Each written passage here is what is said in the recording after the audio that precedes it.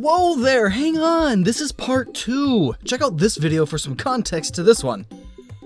Or don't, because I'm gonna briefly explain it anyway.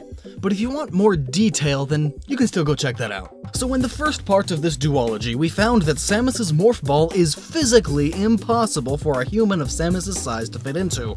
We took the size of the ball and figured out her size when curled up. And while she can curl her body up into a ball of that size, that's not taking into account all of the armor and the generators that have to fill all that space too, shrinking the remaining volume that's her space. Now I'll admit that I should have cleared that up a little bit more. There was some confusion in the comments about all that, which I'll briefly clarify now.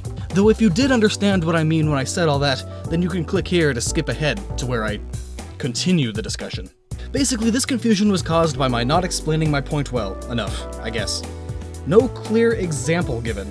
Basically, some people were confused because her morph ball is her armor. Why would she need to fit herself and her armor in the morph ball then, if the morph ball is her armor? So I'll explain it a little clearer using a visual example. Let's imagine this beach ball. And now let's say this beach ball is the same size as the morph ball, meaning there should be enough space to fit this much air. Yes? But a beach ball is very thin plastic, but the morph ball is made of Samus's thick armor, which gets crazy thick at certain points. So let's take the beach ball and make the plastic thicker, but inwards. Because we can't make it thicker outwards, that would make the ball bigger than the morph ball. So as we add more and more plastic thickness, there becomes less and less space for the air inside, as is the case with the morph ball. We know how big it is on the outside, so all the added thickness from her armor has to be on the inside, lowering the amount of space she has to fit.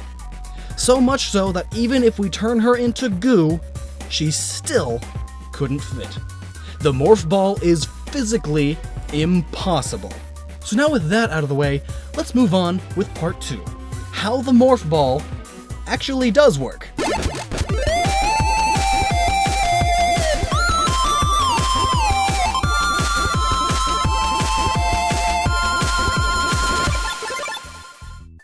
In Metroid Prime, throughout the game you can read logs left behind by the space pirates. One of them reads, "Science team is attempting to reverse engineer Samus Aran's arsenal based off data acquired from her assault on our forces. Progress is slow, but steady. Command would dearly enjoy turning Aran's weapons against her.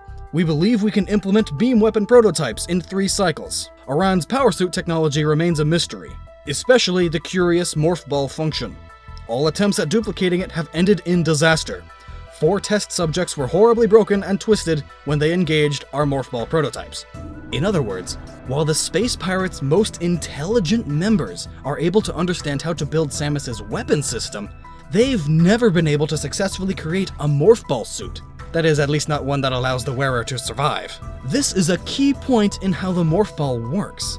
It's a mystery even to this technologically advanced race. It's something that the Chozo managed to create, however, pretty efficiently too. So what makes the Chozo different from the Space Pirates? Well, the type of technology. The Space Pirates have technology based fully on physical science, whereas the Chozo managed to advance their technology as far as possible with a mixture of science and spirituality. We don't know much about the Chozo. Their ways are shrouded in mystery, but we do know the Chozo are a more spiritual race, which is evident in their ruins, plenty of shrines and temples, and they even managed to bring their spirits into our plane of existence just to defend them. Not to mention that during their last days before going extinct, they spent most of their time meditating and looking over other species to help them advance both technologically and spiritually. Going off on a tangent now, one of these species was, of course, humans, ancient humans. Looking at these Chozo ruins and Chozo hieroglyphs, it's apparent that the Chozo arrived on Earth at some point during the days of ancient Egypt. They taught the humans many things, both spiritual and scientific, possibly even all the basics, such as agriculture. The Egyptians were the first to farm, after all, and this assistance led the Egyptians to have 2 of their most important gods, Ra and Thoth, depicted as bird people, as that's what the Chozo are as well. Ra, the god of the sun and creation, and especially Thoth, the god of knowledge, magic, the arts, and science, the creator of language, mathematics, and he's the moon. Thoth is who mythologically gave humans the ability to meditate and advance spiritually, and even gave them systems of which to advance by their own means, such as language. Now replace Thoth, the god, with Thoth the Chozo, and things become clear. So now, I should have proven my point. The Chozo are not only technologically advanced, but spiritually as well. This is another key part in how the Morph Ball works. But now let's look at another thing. Samus's suit, which was built by the Chozo and is filled with its technology. However, when under mental stress, the suit is shown to start disappearing into thin air. This is because the power suit requires superhuman levels of concentration and mental determination to function properly. The only way Samus can keep it on without it vanishing is because she was raised and trained by the Chozo, both physically and spiritually. Lots of meditation, through which Samus learned how to control her emotions and maintain the suit's use for long periods of time. Now, why would any super advanced piece of technology require such keen meditation to use, unless it in itself was made up of, or runs on, a kind of spiritual energy, which would also explain its vanishment seemingly into thin air. It's vanishing in the same way the Chozo ghosts do in Metroid Prime, in and out of our plane of existence.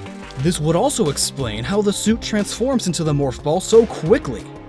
Parts of it may phase through itself to get where it needs to be in time. But what does that say about Samus's body? Perhaps she can simply curl herself into a ball, and the bits of suit that wouldn't fit otherwise simply fade out of existence. While that is possible, Metroid Prime says otherwise. If you look at the Morph Ball here, you can see right through its center. There's just a bright, shiny light. There's no armor or even a Samus here. Wait a second. Metroid Prime is all in first person. Aside from the cutscenes, but during gameplay, it's always from the perspective of Samus. Meaning, from the consciousness of Samus. But when she becomes a Morph Ball, the camera backs away to show the Morph Ball. Perhaps this is still from the viewpoint of Samus. Or rather, her spirit, her consciousness, her body was turned into energy, and her soul, her mind's eye even, has backed off to help her see where she's going. The Morph Ball may truly be physically and scientifically impossible, but throwing in the spirit science of the Chozo explains everything. Here, we are getting a glimpse of Samus, under the armor, under her suit, under her skin, under all the flesh and bone. This is Samus's consciousness, her soul, her energy, who she is at the core. Well, talk about an out-of-body experience. Jeez. Hello all, thank you for watching, and thank you to Leet1, Noggin's current Patreon sponsor. I hope this cleared up some of the confusion about Part 1, and clarified a few things about how this actually happens in-game. Now you know, so take that information and save it into that skull of yours, and never stop using your noggin.